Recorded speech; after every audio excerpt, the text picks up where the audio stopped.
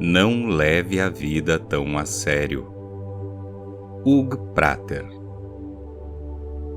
Para cada ação, uma reação.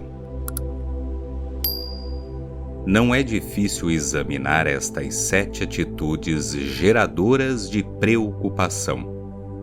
Em geral, terminamos admitindo que a preocupação reduz a nossa capacidade de adaptação e de reação, de sermos criativos, intuitivos e sensíveis, e com certeza de conhecermos o prazer puro e simples e a paz de espírito.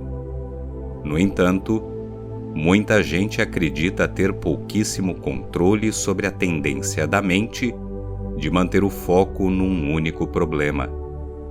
Um adesivo muito comum nos vidros dos carros está escrito: "Se não estiver preocupado, é porque você não está prestando atenção." Em outras palavras, a consciência deve levar à preocupação. A ansiedade é uma espécie de religião e, gostemos ou não, devemos todos nos ajoelhar no altar da preocupação. Não dá para eliminá-la completamente, mas está provado que, por meio da concentração e da força de vontade, é possível lutar contra o quanto nos preocupamos. Se é verdade que sempre nos preocupamos, deve ser igualmente verdade que a tranquilidade interior e a paz são objetivos plenamente alcançáveis. Antes de passarmos às pequenas mudanças que eliminam preocupações menores, examinemos como a mente funciona em momentos de extrema necessidade. Por exemplo, seu filho acaba de receber o diagnóstico de uma doença possivelmente fatal, e ninguém sabe dizer como o caso evoluirá. É claro que você se afligirá com o que pode acontecer. Em momentos dramáticos como esse, nada serve de conforto espiritual. Há uma história que ilustra bem esta situação. Um guru disse a uma mulher que chorava a morte de seu filho que ela não deveria sentir-se triste, pois a morte não existe para Deus. Anos depois, o filho do guru morreu e, ao ver a profunda tristeza do guru, a mulher se lembrou do que ele havia dito. "Aquele era o seu filho", disse o guru. "Este é o meu filho." Quando estamos diante da tragédia, choramos e nos indignamos. O que podemos e devemos nos perguntar é se esta é a única reação de que somos capazes. Continuar ocupando a mente com preocupação não trará benefício algum, enquanto a mente em paz, ao contrário, se estende a todos. Um casal de amigos nossos e sua filha deram um exemplo inspirador que conto a seguir. Há poucos anos, Diana, a filha de 21 anos de Tom e Anne, teve uma convulsão e eles a levaram para a emergência. Exames indicaram um tumor no cérebro. Nesse momento começou o pesadelo da busca por segundas e terceiras opiniões, de ausências do trabalho, de providências para decidir hospital, cirurgião e todos os outros problemas que uma crise desse tipo envolve. Não apenas porque eles eram amigos, mas também porque eram pais amorosos e profundamente espirituais. Estávamos seriamente interessados no que enfrentavam e na maneira como tratavam a situação. Tom é médico e Anne, sua auxiliar no consultório. No início, os dois só conseguiam pensar em descobrir um tratamento para o tumor. Contudo, depois de alguns dias, decidiram reexaminar seu objetivo, em parte porque perceberam que seu pânico e terror só pioravam o sofrimento de Diana. Depois, porque fizeram o que chamaram de um exame piedoso de seus corações e resolveram amar Diana com cada fibra do seu ser, dedicando-se inteiramente à paz e à felicidade da filha. Embora tenham tomado todas as providências necessárias para que a filha fosse diagnosticada e tratada corretamente, sua atenção já não era mais a recuperação de Diana. Eles sabiam que muitos resultados eram possíveis, entre os quais a morte, diversos graus de incapacidade ou uma completa recuperação. Disseram-me que haviam observado que algumas pessoas só se voltam para Deus quando estão muito doentes ou quando estão morrendo. Conheceram pessoas que agradeciam por suas deficiências, por tudo que haviam aprendido com a experiência. Em outras palavras, Tom e Anne perceberam que não estavam em posição de escolher o melhor tratamento para sua filha e, acima de tudo, que não poderiam controlar os fatos. É muito difícil explicar esse tipo de situação para alguém que não passou pela experiência. Pode parecer que a pessoa não está se importando, mas a verdade é que Tom e Anne não hesitavam em enfrentar médicos e enfermeiras se achassem que a sua filha não estivesse sendo bem cuidada ou alguém estivesse cometendo um erro. Qualquer pai ou mãe normal se preocuparia seriamente com um tumor no cérebro da filha. A luta pela recuperação de Diana simbolizava seu amor mais do que qualquer outra possível ação. Isto não significava que a meta do seu coração e o centro dos seus pensamentos alterasse o organismo da filha. Ao contrário, trazia conforto ao espírito dela. Recusar-se a fazer do controle a principal meta não significa cumprir as tarefas e deveres com indiferença ou descuido. Se o objetivo é a consciência, todas as coisas devem ser feitas com atenção. Se o objetivo é a integridade, tudo deve ser feito meticulosamente. Se o objetivo é o amor, tudo deve ser feito com cuidado, atenção e beleza. A situação no início era tão apavorante que Tom e Anne decidiram se concentrar na felicidade de Diana. Gradualmente começaram a sentir sua união com a filha e, em pouco tempo, uma profunda paz que os conduziu pelas semanas de exames e, enfim, a operação, que foi bem sucedida.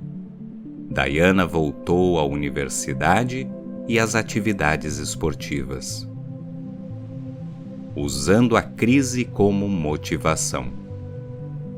Você já teve pessoas ansiosas à sua volta. Talvez entenda porque a mudança do enfoque de Tom e Anne deixou Diana mais feliz e mais relaxada. Eles conseguiram transformar suas mentes radicalmente, de latas de lixo mental para floridos canteiros. Se um número maior de pessoas pudesse sentir como é passar um único dia com a mente não fragmentada e sem conflito, conheceriam a vida como ela é. Como isso é raro, passamos a maior parte do tempo agindo como crianças, apontando e gritando para uma sombra, enquanto pais e mães permanecem na retaguarda, oferecendo segurança e apoio. Que os pais funcionam como uma presença confortadora, isso é fato, ainda mais quando a mente está unificada. Nesse caso, não há nada que possa bloquear a beleza tranquila do coração. Depois que Diana voltou à universidade, Tom me disse que a paz que havia sentido começou a desaparecer. Trata-se de uma reação comum. Muitas pessoas enfrentam com bravura uma tempestade, mas se sentem esmagadas diante dos fatos da vida. Tom optou por orar com frequência maior, mas a oração não funcionou. Por fim, ele entendeu que agora sua prioridade era ele mesmo. Ao perceber seu equívoco, Tom começou a se dedicar mais à sua mulher, sua equipe e seus clientes, especialmente em seus pensamentos e suas preces. Sempre que dou às pessoas a mesma atenção que dei para Diana, simplesmente me sinto melhor, trabalho melhor, gosto mais dos meus clientes. Anne e eu nos aproximamos e a vida vale a pena. Sermos gentis é simplesmente muito bom. Primeiro, ame. Depois faça o que tem de fazer. Primeiro escolha a paz. Depois, diga o que tem a dizer. Perguntar o que devo fazer e o que devo dizer, na verdade significa como obtenho o resultado que desejo. Raramente nos confundimos quando a paz e a integridade são a nossa meta. Se examinarmos o processo que permitiu que Tom e Anne se livrassem da preocupação, da angústia e do medo, observaremos que eles desviaram sua atenção de algo que não podiam controlar, encontrar a cura para um tumor no cérebro, para algo que podiam controlar, amar sua filha e procurar a paz para ela. Sempre que nosso desejo sincero é melhorar nosso estado mental, não há falha possível. Falhamos porque dividimos a nossa mente. Libertação 4. Tempo sugerido: 1 dia ou mais. Assuma 2 ou 3 pequenas tarefas: vestir-se, ir a um supermercado, fazer uma refeição, pagar algumas contas ou qualquer outra atividade. Antes de começar cada atividade, organize seus pensamentos interiormente. Experimente repetir pausadamente estas palavras: tudo está liberado. Tudo é paz. Quando se sentir em paz, estabeleça a meta de não tomar nenhuma decisão enquanto estiver realizando esta atividade. Cada vez que sua mente começar a decidir por uma ação, devo usar este sapato ou aquele? Pago em dinheiro ou cartão de crédito? Faço uma sopa ou um sanduíche? Corte o pensamento e faça alguma coisa, mas faça com o máximo de tranquilidade e paz interior que puder. Depois de fazer, seja lá o que for, faça um pequeno teste. Primeiro, pergunte-se se você acredita que a qualidade, eficácia ou sensatez de qualquer coisa que você tenha feito foi prejudicada por ter resolvido não tomar nenhuma decisão. Se a resposta for não, reexamine a atividade.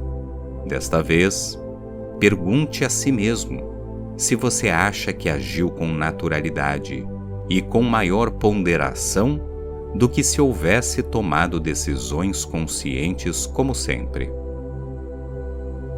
Sim, estas são questões complicadas. Abrindo mão das emoções inúteis. Desde os anos 60, as emoções das pessoas são usadas pela psicologia e até pela sabedoria popular como fonte de informação sobre a saúde mental da população. A mídia, é claro, percebeu o potencial e passou a se interessar cada vez mais por histórias altamente dramáticas, que provocam a expansão de sentimentos dos entrevistados, nunca de seus ideais ou convicções. Casos como o sequestro do publicitário Washington Oliveto ou o brutal assassinato do jornalista Tim Lopes são exemplos de boas histórias. Na esteira dessas tendências, surgiram incontáveis grupos de autoajuda, todos usando as emoções dos participantes como agentes de mudança. Na verdade, as emoções se tornaram as joias de nossa cultura, não só por revelarem a essência da saúde mental, como por serem agentes de mudança comportamental. A mudança de enfoque pode ser notada até em coisas banais, como o tema dos discursos de agradecimento em cerimônias de entrega de prêmios. Nos anos 50, a pessoa agradecia ter sido escolhida, falava do lugar em que seria pendurada a medalha ou a placa e no quanto e como a honra conferida afetaria o seu futuro. Hoje, os discursos estão centrados na ideia de que a verdadeira recompensa é a maneira como nos sentimos. Assim como os repórteres sempre fazem a uma vítima de tragédia perguntas sobre como ela se sente, as entrevistas com os ganhadores de um prêmio ou concurso invariavelmente começam com a pergunta: como você se sente? Tão dominante é o novo papel atribuído às emoções que a frase "o sentimento acabou" é uma justificativa frequentemente citada para se divorciar do parceiro ou parceira de toda uma vida. Era considerado um cumprimento chamar uma mulher de meiga ou um homem de tipo reservado, mas hoje os adultos calmos e os adolescentes tranquilos são considerados suspeitos. Ser um tipo reservado é quase o mesmo que dizer que a pessoa talvez seja psicótica. O que você está sentindo? É uma das perguntas mais comuns nas terapias e nos grupos de apoio. Ela faz com que o sentimento da pessoa a respeito do que foi dito seja mais importante do que o que foi dito. A emoção é a linguagem que revela o funcionamento mais profundo da nossa mente.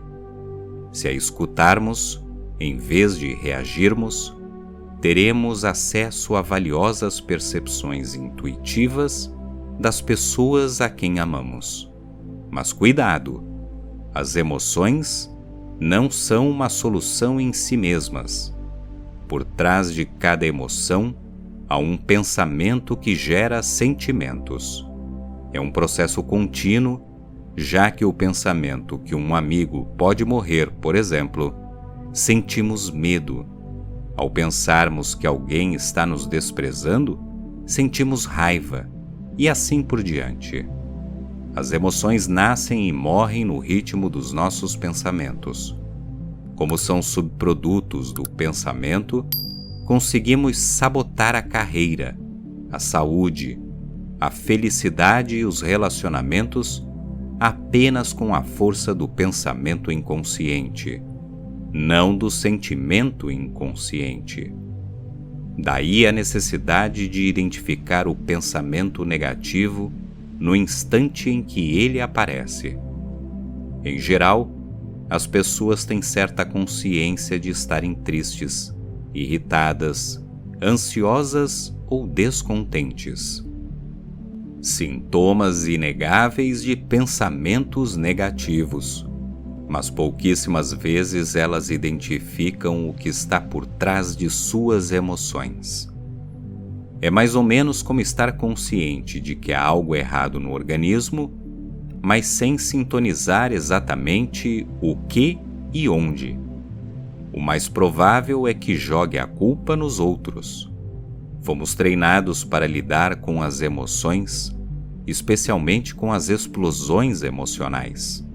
Algumas técnicas são eficazes, até melhoram o estado emocional, outras não. são destrutivas. Tudo vai depender de fatores tão diversos como beber e comer demais, desabafar, retaliar ou fazer justiça, acusar, curtir férias, praticar a libertação sexual, integrar grupos de apoio, usar drogas e até ouvir música.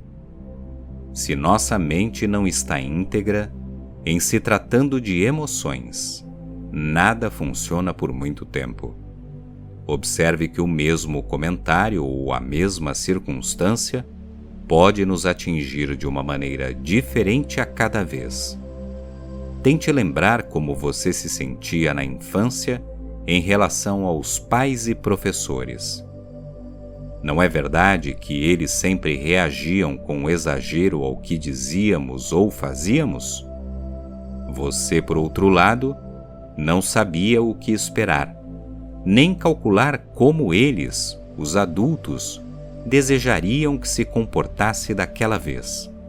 O humor deles estava fora de controle, no fundo, porque estava fora do controle deles. Diga não às preocupações. Aprender a ficar livre de emoções menores como a ansiedade, o nervosismo e a apreensão é fácil. Um exemplo.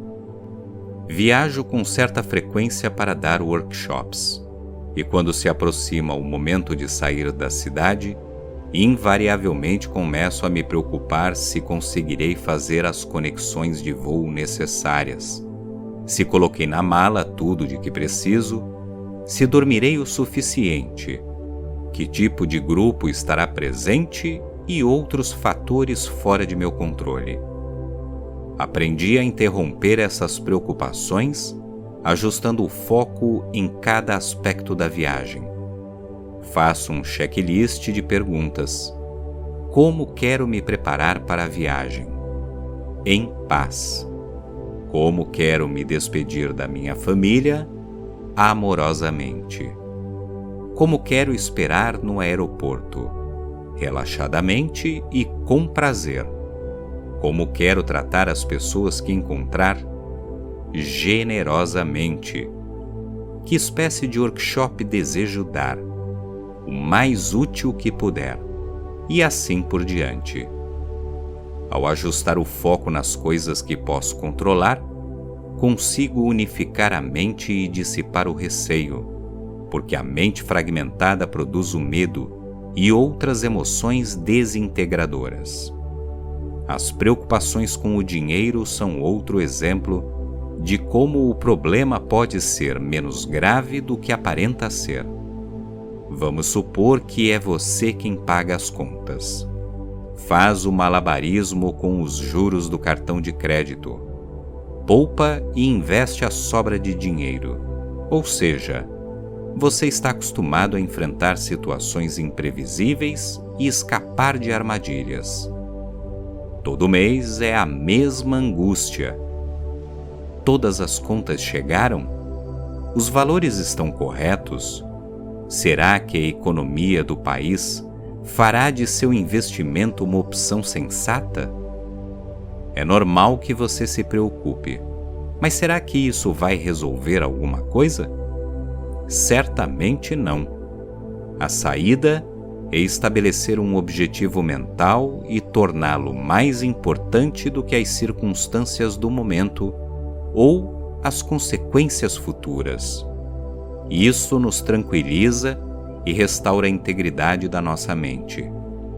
Mudar o enfoque interior, deixar a preocupação de lado e ficar em paz é, sem dúvida, um exercício interessante para se fazer, por exemplo, num momento de ansiedade. Nenhuma boa decisão financeira pode ser alcançada com medo e preocupação. Também não adianta se punir mentalmente por erros que tenha cometido no passado ou tentar saber qual é o investimento certo ou exatamente quanto deve ser poupado. A mente sempre se fragmenta quando fazemos uma pergunta impossível de ser respondida. O ideal é acalmar os pensamentos e relaxar os processos mentais. Se pagar as contas deixa-o assim, feche os olhos, acalme-se e mentalize a frase: lerei todos esses documentos e assinarei os cheques em paz. Repita até sentir que alcançou seu objetivo. Seja qual for a questão com dinheiro, podemos sempre ver qual opção acreditamos ser a mais agradável, a menos provável de dar errado, e qual delas nos dá a perspectiva de menor risco e mais paz. Ninguém pode prever o que acontecerá, mas as perguntas dirigidas à nossa índole pacífica não ficarão sem respostas, se nos sentirmos serenos e examinarmos cuidadosamente o desejo do nosso coração. Deixando fluir os sentimentos. Depois que o medo se instala, a mente corre para escolher um tema unificador. Isto é verdade para qualquer tipo de emoção desintegradora. Não é nada saudável opor-se a sentimentos com os quais você acaba de tomar consciência. Ciúmes, inveja, desânimo, vergonha, preocupação ou aborrecimento. Neste momento, uma mente livre é um objetivo irreal e impossível de ser alcançada. Observe como é difícil afastar as preocupações, os medos, o desespero ou qualquer outra sensação do tipo. Não dá para combatê-las depois de tomar consciência delas. Quando negamos uma emoção destrutiva, corremos o risco de nos esconder, em vez de ficarmos livres. Mesmo que invisível, o pensamento por trás do sentimento continua existindo com força, maior do que antes. Se a emoção destrutiva fosse apenas um conjunto de sensações, talvez pudéssemos ignorá-la, como às vezes fazemos com uma dor de cabeça ou uma gripe. Tentar bloqueá-la é ignorar o pensamento que está causando o sentimento. Não dá para negar os sintomas de um câncer ou uma perna quebrada, não é mesmo? É preciso tratar a causa sob o risco de que o mal se expanda. Identificar o verdadeiro mal causado por sentimentos como medo, fúria, ódio ou desespero é um passo fundamental rumo à liberdade. Mas é igualmente importante desnudar o pensamento que está produzindo a emoção e explicitar o que está sendo feito para reforçar ou reter esse mesmo pensamento. Se quisermos encerrar o círculo vicioso de usar nossas mentes para nos torturarmos, é fundamental desvendar o pensamento que está por trás da nossa primeira onda de emoção e substituí-lo por uma atividade mental mais natural, relaxante e prazerosa. Há poucas semanas, quando saí da fila do caixa num supermercado, vi 2 carrinhos de compras, ambos cheios de sacolas. Imaginando que o mais próximo fosse o meu, empurrei-o até o carro. Quando peguei as sacolas para colocar no porta-malas, percebi que não continham minhas compras. Imediatamente fechei o carro e comecei a empurrar o carrinho de volta para o supermercado. No meio do caminho encontrei uma senhora enfurecida acompanhada pelo subgerente. Ao tentar dizer que estava indo trocar o carrinho, ouvi um berro. "Esse é o meu carrinho", gritou a mulher. "Eu sei, eu devo ter, é o meu carrinho", ela berrou de novo. Cada vez que eu começava uma frase, ela interrompia com as mesmas palavras. Acabei ficando enfurecido também. A senhora poderia repetir isso mais uma vez? Perguntei. É o meu carrinho, respondeu ela. Obrigado, eu disse. Isso é muito bom. Surpresa com a minha reação, a mulher arrancou o carrinho da minha mão, virou as costas e foi embora sem se despedir. Só então notei que o subgerente estava com as minhas compras. Ele me pediu desculpas. Eu agradeci e o incidente terminou ali. Depois, ao pensar no que havia acontecido, me dei conta de que não tivera nenhuma reação especial quando ela falou pela primeira vez. É o meu carrinho. Só fiquei irritado uns 20 segundos depois, quando o pensamento, não tenho que escutar isto, entrou na minha mente. Examinando mais de perto a sensação, tive outros pensamentos. Não sou obrigado a ser tratado desta maneira. Não quero ser desrespeitado. Era como se só agora eu enxergasse a mulher sob as lentes de uma falsa dignidade, que veio em socorro do meu ego. Esse pensamento me transformou em vítima. Enfim, meu orgulho estava vulnerável à fúria dela. Comecei a imaginar a infinidade de pensamentos que eu poderia ter tido enquanto ela gritava, como, por exemplo, que mulher maluca, ou o que o subgerente deve estar achando de tudo isso, ou ainda, o que deve ter acontecido na vida dessa mulher para algo tão pequeno ser tão importante para ela. Cada um desses pensamentos teria gerado uma emoção diferente no calor do momento. Libertação 5. Tempo sugerido, 1 dia ou mais. Este exercício nos leva a um insight, ao qual voltaremos muitas vezes. Nossa mente está tão cheia de vozes do passado que os pensamentos entram em conflito. Sempre que sentimos uma emoção perturbadora, podemos estar certos de que cometemos este erro. Os pensamentos destrutivos só nos afetam quando os levamos a sério. Identifique tantos pensamentos perturbadores quanto puder. Anote-os e guarde a lista em seu bolso. Quando um deles vir à cabeça, pegue a lista e a mentalize com fervor e repita silenciosamente. O pensamento em si não é o problema. O problema é concentrar minha mente em torno desse pensamento.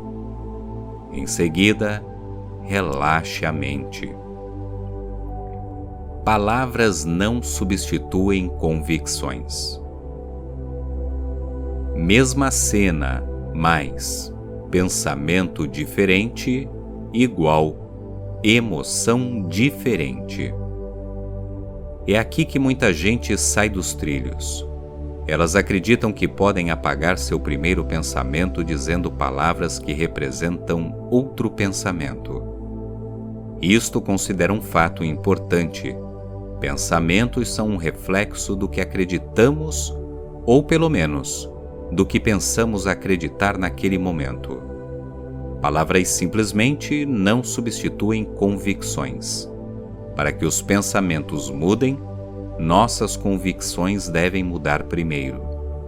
Ficar repetindo palavras ao vento não muda nada, só estabelece uma discussão em nossa mente, que fica dividida entre o que acreditamos e o que estamos dizendo para nós mesmos que devemos acreditar. Uma amiga me contou a respeito de uma mulher que vivia dizendo: "Amo meu corpo, amo meu corpo, amo meu corpo." Um dia, minha amiga lhe perguntou: "Bom, você ama seu corpo? E daí?" E a mulher começou a chorar. "Não", disse ela, "não gosto do meu corpo. É claro que não. Palavras não são pensamentos. Palavras são apenas as embalagens dos pensamentos." No momento em que temos um pensamento, ele se transforma na lente por meio da qual vemos o mundo. É este pensamento que determina o que selecionamos e o que deixamos de lado. Em certo sentido, um pensamento é uma opção. Peneiramos os dados que temos diante de nós e escolhemos os que reforçam nossa decisão. Gale e eu conhecemos um sujeito que achava que Hollywood não tem nada de bom. Ele é capaz de passar horas citando exemplos para sustentar esta convicção. Até quando vamos juntos ao cinema, ele vê um filme radicalmente diferente do filme que nós vemos. Outro exemplo da maneira como os pensamentos determinam a nossa experiência dos acontecimentos é quando, mesmo gostando do trabalho de um determinado ator, ao lermos uma crítica negativa sobre ele, passamos a ter uma percepção diferente da sua atuação. Se há uma cena de pessoas no cinema, cada uma poderá ver uma atuação diferente, porque suas certezas na vida são diferentes. No nosso trabalho de aconselhamento familiar, Gale e eu deparamos com muitas mães e pais que realmente não enxergam o filho, só os pensamentos que têm sobre o caráter dele. Essa postura contamina tudo que a criança faz e todas as suas palavras e atos se tornam parte dessa convicção sombria dos pais. As interpretações que escolhemos constituem indiscutivelmente uma projeção. Contudo, a paz que avistamos no coração do nosso filho, a alegria que temos quando pensamos na pessoa amada, são eternas e não podem ser corrompidas pela parte de nossa mente que formula as palavras, interpreta, julga e reage. Essa parte da mente não pode chegar à verdade, porque não a conhece. Temos uma profunda tendência a confundir o que vemos com o que estamos olhando. Os que permanecem inconscientes de como seus pensamentos revelam a si mesmos e as pessoas a quem amam, simplesmente deixam a vida passar totalmente em branco. O maior risco é deixar que as emoções se baseiem em histórias idealizadas que pessoas tecem sobre si mesmas e seus relacionamentos. Com certeza já vimos isto acontecer a muitas celebridades. Num período surpreendentemente curto, elas deixam de existir, tornam-se meros personagens da história, feitas sob medida para agradar. Em escala menor, isto também pode acontecer com pessoas iguais a nós. A dica é não deixar que sua vida pegue um atalho em direção ao irreal, nem que sua velhice fique parecida com um museu de cera, em que as mesmas histórias são narradas sem cessar, repetidamente. Abrir os olhos pela manhã é como abrir um velhíssimo livro de colorir, em que as páginas estão desbotadas e os contornos dos personagens imprecisos. Os pensamentos são a tabela de cores que aplicamos a cada cena, página após página. Assim que percebemos que as cores que usamos, e não os imprecisos contornos das figuras, são os responsáveis pelos sentimentos e emoções, podemos nos concentrar na força do nosso pensamento. Ao contrário de muitos livros de autoajuda, este trabalho não tenta desvendar os pensamentos por trás de todas as emoções.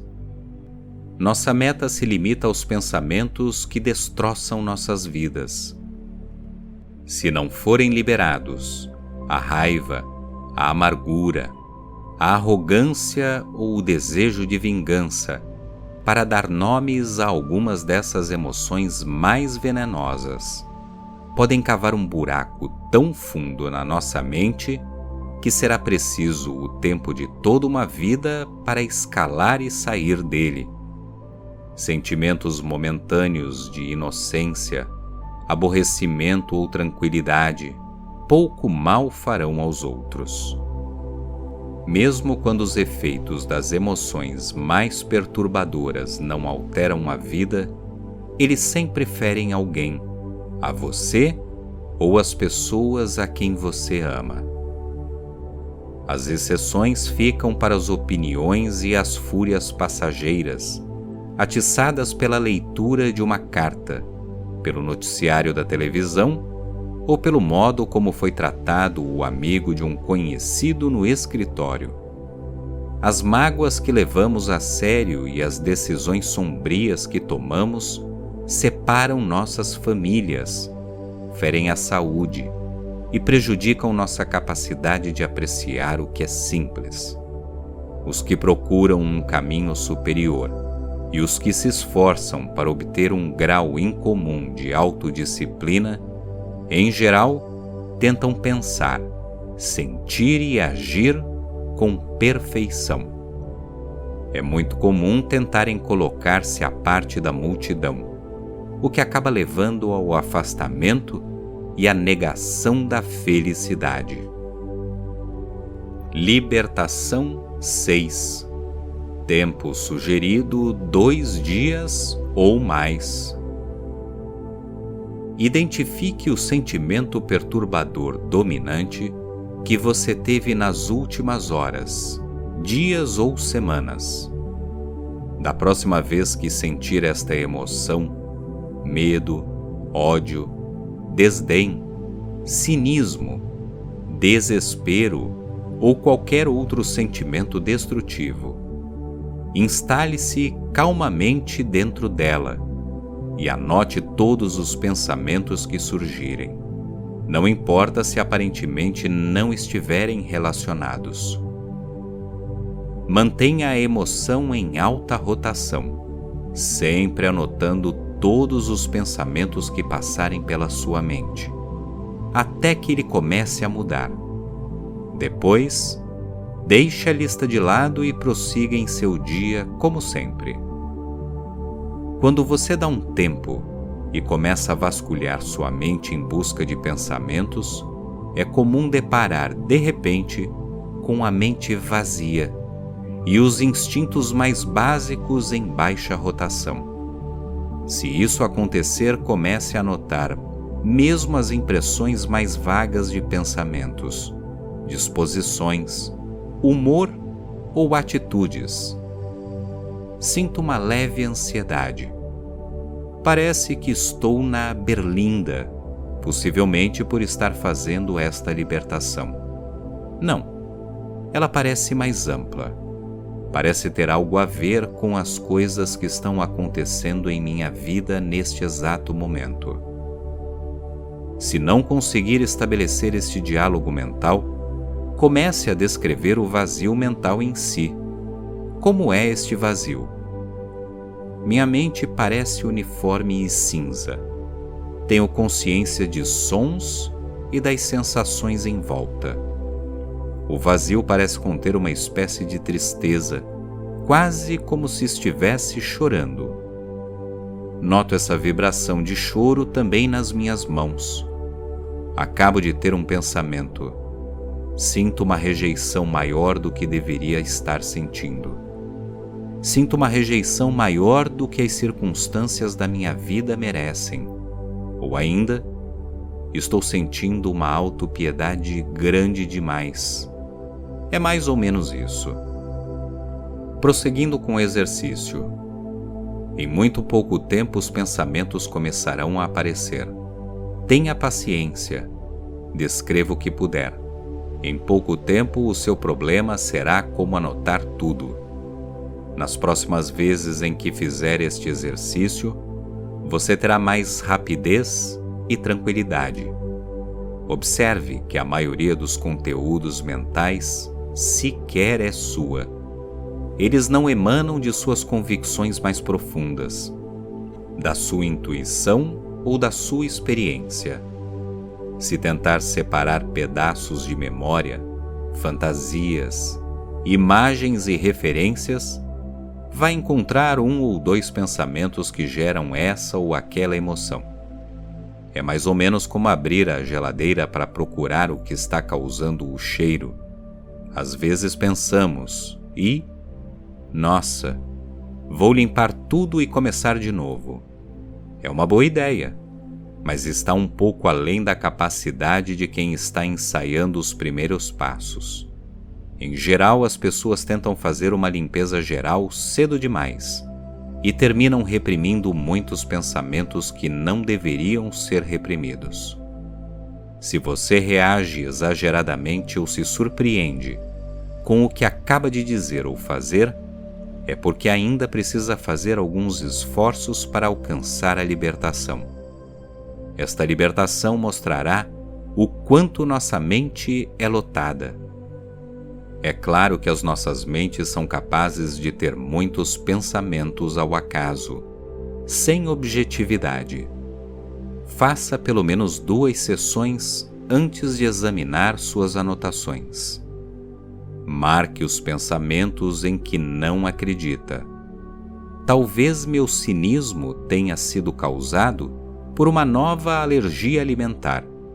Me sinto na defensiva porque não tenho nenhuma queixa real sobre a minha infância.